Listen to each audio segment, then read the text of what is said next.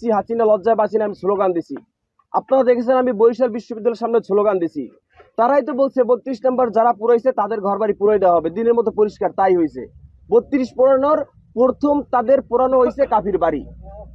এটা এই সরকারের ব্যর্থতা। আমি চাই এই সরকারের হাতকে আরো শক্তিশালী করা হোক।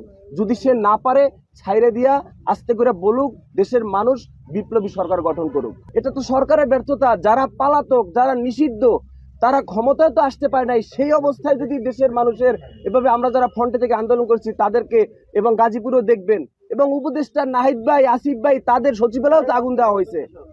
এই সরকারের ব্যর্থতা আমি মনে করি। আমার আলটিমেটাম 7 দিন। আমি 7 দিনের মাথায় রাজপথে দাঁড়াবো যদি বিচার না করা হয়, আমার ঘর যদি পূর্ণভাবে গঠন উঠানো শুরু না হয়।